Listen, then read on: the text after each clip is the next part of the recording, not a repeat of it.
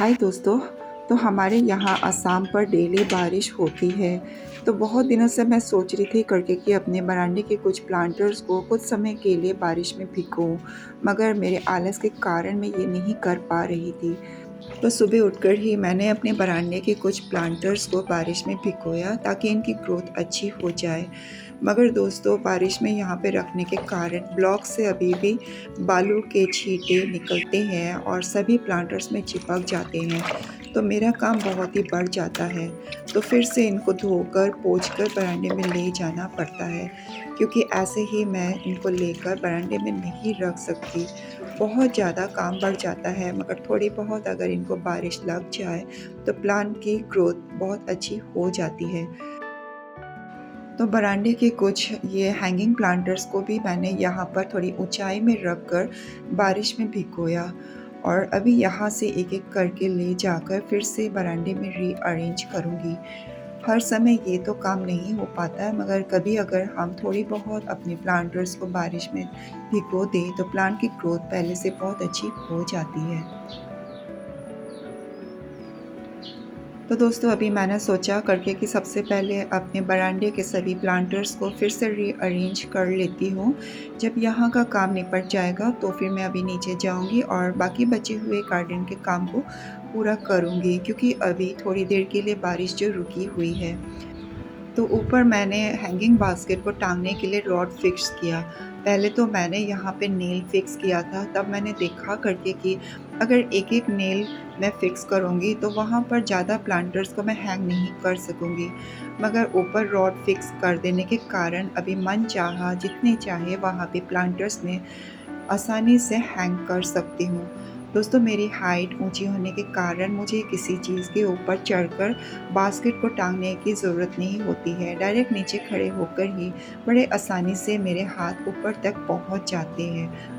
और घर में बेकार पड़े हुए इन सीढ़ी पर भी मैंने थोड़ा बहुत आर्ट करके इनको यहाँ पर लटका दिया, और जब हवा चलती है तो बहुत सुंदर दिखते हैं, क्योंकि इनमें शाइन जो आती है। तो दोस्तों, बाद में कभी मैं आप लोग को बताऊंगी करके कि हम अपने सीढ़ी पर किस तरह आर्ट करके इनको हम डेकोरेटिव आइटम के तौर पर यूज़ कर सकते हैं। दोस्तों, मेरा ये फ्रंट बरामदा थोड़ा साइज़ में छोटा होने के कारण मैं कोशिश करती हूँ कि यहाँ पर कम से कम प्लांटर को ही रखूँ, क्योंकि अगर ज़्यादा प्लांटर्स रखूँगी तो यहाँ पर आने जाने में भी प्रॉब्लम हो जाती है और स्पेस की भी कमी हो जाती है। और बरामदे से अटैच मेरा जो रूम है उसकी खिड़की भी यहाँ पर इस साइड में ही खुलती है। तो ज़्यादा प्लांटर्स रखती हूँ तो फिर बरामदे से भी रोशनी रूम के अंदर बहुत ही कम पहुँचती है, तो रूम अंधेरा अंधेरा सा दिखने लगता है। इसीलिए बहुत कुछ सोच समझ कर ही बरामदे में मैं प्लांटर्स को एडजस्ट करती हूँ। और ये वाला जो बैम्बू स्टैंड है जिसमें 3 प्लांटर्स बहुत ही ईज़िली आ जाता है, लास्ट ईयर मेरे हस्बैंड और मैंने मिलकर इसको बनाया था। अब यहाँ का काम ख़त्म हो गया है, तो अभी मैं अपने ग्राउंड गार्डन में आकर देख रही हूँ करके कि अभी मुझे कौन-कौन से काम करने हैं। तो यहाँ पर देखिए, जितने भी टोरेनिया के फ्लावर प्लांट्स हैं, इनमें बहुत सुंदर फ्लावर्स आए थे, फिर बाद में सीड भी बन चुके। तो मैंने ऊपर से इनकी हल्की-हल्की प्रूनिंग कर दी। प्रूनिंग करने के बाद देखिए फिर से ग्रीन हो गया और फिर से इनमें बड्स बनने स्टार्ट हो गए। तो देखिए दोस्तों, इस तरह से सीड पॉट्स बन चुके थे। अगर मैं इनको यहाँ से कट करके हटा दूँ, फिर से इनमें न्यू ग्रोथ स्टार्ट हो जाएगी और फिर से हम इनमें ब्लूम्स बहुत दिनों तक, मीन्स लंबे समय तक इसमें फ्लावर्स फिर से पा सकते हैं। मगर दोस्तों, अभी मैं दोबारा ये काम नहीं करूँगी। मैं सोच रही हूँ जो अभी बच गए हैं, वो सूख गए हैं, वैसे प्लांट्स को निकाल कर उनको साइड करके उनको जड़ समेत ही हटा देती हूँ। क्योंकि दोस्तों, मेरे ग्राउंड एरिया में बहुत सारे अभी भी टोरेनिया के प्लांट्स बन रहे हैं। तो देखिए, इस तरह से ग्रीन हो जाते हैं अगर हम उनको फिर से ऊपर से हल्का प्रूनिंग कर दें। मगर अभी इनमें फ्लावर्स आने में कुछ 1 दिन, मतलब 1 वीक का जैसा लगेगा। तो मैं जल्दी से फिर से इनमें फ्लावर्स आने के लिए मैं क्या कर रही हूँ, इनको हटा ही देती हूँ। अल्टीमेटली मैंने सोच लिया, सबको नहीं, कुछ एक प्लांटर्स को।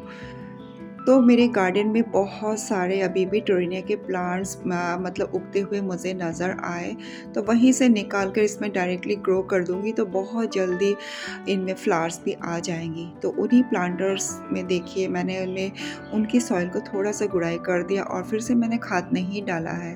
तो ये सारे वो प्लांट्स हैं जिनको अभी ग्राउंड से निकाला है। तो ऐसे मेरे पास बहुत सारे प्लांट हैं, पता नहीं समझ में नहीं आता मैं क्या करूँ। अगर दोस्तों आप लोग पास होते तो मैं यहीं से बहुत सारे प्लांट्स आप लोगों को गिफ्ट के तौर पे दे देती। तो बिना खाद के भी ये भी फिर से चलेंगे, क्योंकि कितने महीने हुए मैंने खाद डाले हुए, अभी दोबारा इसमें खाद डालने की ज़रूरत नहीं होती है। अब मैं सोच रही हूँ दोस्तों ये लाइट शेड वाले 2 प्लांट को इकट्ठे एक ही प्लांट में मैं ग्रो कर देती हूँ और बहुत जल्दी ये घना भी हो जाएगा और फ्लावर्स भी इसमें आ जाएगा।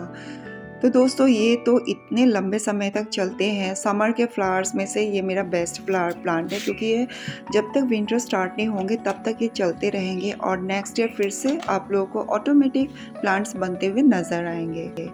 दोस्तों देखिए ये टब भरकर मेरे पास मनी प्लांट की जड़ समेत ये छोटी छोटी प्लांट्स रेडी है। तो इन सब को मैंने अपने प्लांटर से कटिंग करके नहीं बनाया है, बल्कि मैंने बहुत पहले मेरे जो गमले हैं मनी प्लांट के वो बहुत ही ज़्यादा बढ़ चुके थे, एकदम भरा भरा सा हो गया था। बहुत सारी मैंने ऊपर से प्रून करके ऐसे ही ज़मीन में फेंक दिया था। तो अभी मैं कुछ साफ़ सफाई कर रही थी ग्राउंड में, तब मैंने देखा करके कि बहुत सारे जो मैंने कटिंग फेंके थे वो रूट समेत इतने सुंदर सुंदर मतलब प्लांट्स बन के रेडी है और ये सब बारिश का कमाल है। तो वहीं से मैंने निकाल के लेकर आई हूँ और जिनके थोड़ी लंबी लंबी रूट हो गई थी नीचे से उनको कट कर दी। तो मैं सोच रही हूँ इसके मैं 2 प्लांटर्स बना लेती हूँ। एक ये छोटा सा हैंगिंग प्लांटर जो मेरे बरामदे में ऊपर टंगेगा तो बहुत सुंदर लगेगा। तो छोटी छोटी कटिंग्स अपने आप जब रेडी होती हुई मिलती है तो खुशी का ठिकाना नहीं रहता, क्योंकि कुछ भी मैंने इसमें मेहनत नहीं की, कट करके मैंने ज़मीन में फेंक दिया था। देखिए ये छोटा सा गमला फ्री ऑफ कॉस्ट बिना मेहनत के कितने सुंदर से रेडी हो गया। अब मैं सोच रही हूँ मेरे पास और भी बहुत सारे ये मनी प्लांट की कटिंग्स रेडी है, तो ये वाले प्लांटर में भी मैं ग्रो कर देती हूँ। इसको मैं अपने रेलिंग्स में रखूँगी।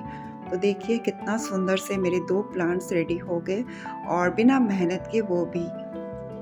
उसके बाद दोस्तों सोचा करके कि एक सिंगोनियम की प्लांटर बना लूँ, क्योंकि मेरे बरामदे में मैंने कोई भी सिंगोनियम के प्लांटर्स नहीं रखे और जितने भी रखे हैं सारे मैंने नीचे लाइन से रखे हुए हैं। और ये कटिंग से तो इतना इजीली लग जाता है और इन दिनों बारिश का मौसम है, जितने भी इसके प्लांटर्स बना लो सिंगोनियम के मन ही नहीं भरता। और जब सिंगोनियम के प्लांटर को अपने बरामदे में रखूँगी तो वहाँ पर एक बहुत ही ज़्यादा ब्राइट लुक देगा। दोस्तों मेरा ये वाला जो ग्रीन कलर का शेड है वो मेरा मोस्ट फेवरेट कलर है, इसीलिए कोशिश करती हूँ बरामदे में जितने भी मैं पॉट्स रखूँ यही वाले कलर के मतलब सारे पॉट्स को रखूँ, साथ में वाइट कलर की। ग्रीन एंड वाइट कलर की पॉट्स का कॉम्बिनेशन बहुत सुंदर लगेगा। ये लाइट ग्रीन और वाइट पॉट का डिसीज़न मैंने इसलिए लिया है क्योंकि दोस्तों मेरे बरामदा बहुत ही ज़्यादा डार्क सा लगता है, वहाँ पे बिल्कुल भी लाइट नहीं आती है। अगर मैं ये ब्राइट कलर के पॉट्स को वहाँ पे रखूँगी तो ऑटोमेटिकली मेरा बरामदा थोड़ा सा ब्राइट लुक देगा। तो आप लोग भी अपना राय देना, क्या इस कलर के पॉट्स में बरामदे में रखूँगी तो क्या मेरा बरामदा ब्राइट लुक देगा। तो अब मैं अपना गार्डन वर्क आज के लिए यहीं पे ख़त्म करती हूँ। तो दोस्तों आज की मेरी गार्डनिंग कैसी लगी, वीडियो अच्छी लगी तो वीडियो को लाइक और चैनल को सब्सक्राइब करना ना भूलिए। तो अपने और अपने गार्डन का ढेर सारा ख्याल रखिए दोस्तों। Keep gardening, happy gardening, bye bye.